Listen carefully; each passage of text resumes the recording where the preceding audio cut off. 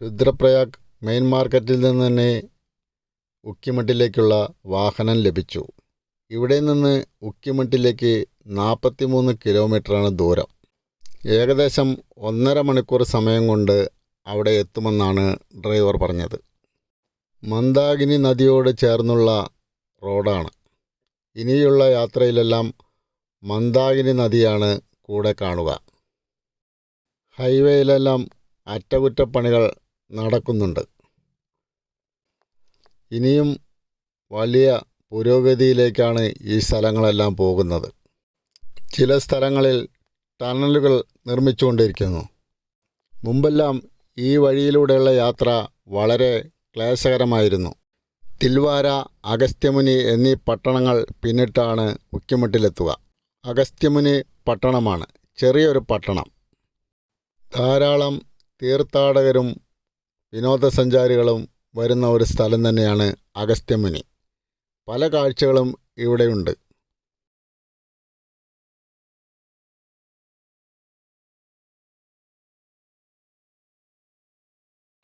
അഗസ്ത്യമുനി പട്ടണം പിന്നിടുകയാണ്. വഴിയിൽ മനോഹരമായ പ്രകൃതി ദൃശ്യങ്ങൾ തന്നെയാണ് കാഴ്ചകൾ. ചില സ്ഥലങ്ങളിൽ റോഡ് ഇടിഞ്ഞ് കിടക്കുകയാണ്.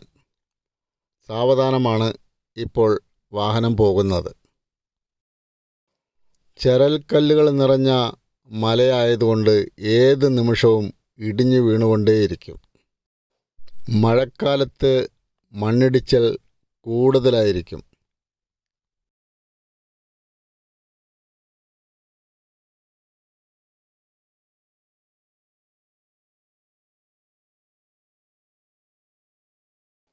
കുറേ ദൂരം റോഡിൻ്റെ സ്ഥിതി ഇത് തന്നെയായിരുന്നു.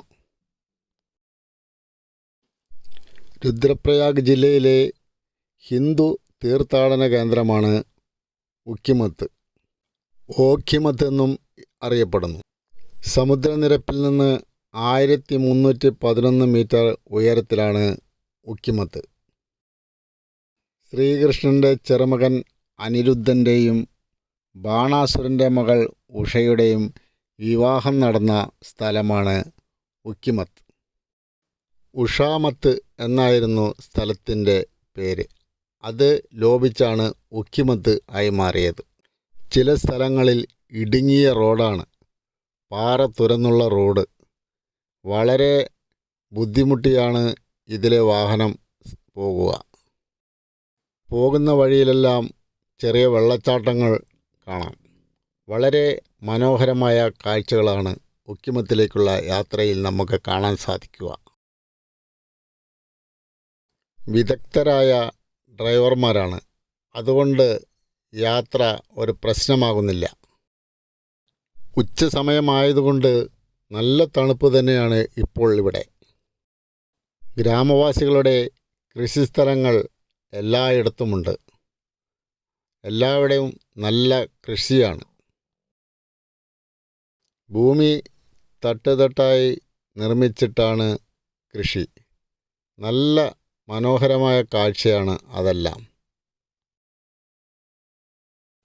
മധ്യമഹേശ്വർ ക്ഷേത്രം, തുംഗനാഥ ക്ഷേത്രം, ഡിയോറിയ താൽ അത് ഒരു ശുദ്ധജല തടാകമാണ്. അങ്ങനെ നിരവധി മനോഹരമായ സ്ഥലങ്ങളിലേക്ക് പോകുവാനുള്ള സൗകര്യം ഉക്കിമത്തിലുണ്ട്. അത്യാവശ്യം നല്ല താമസ സൗകര്യങ്ങളും ഇവിടെയുണ്ട്.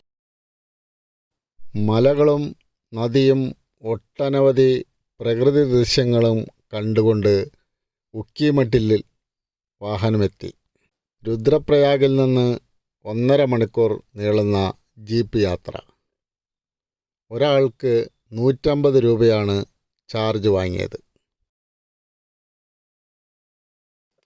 ഇവിടെ നിന്ന് റാൻസിയിലേക്കാണ് പോകേണ്ടത്.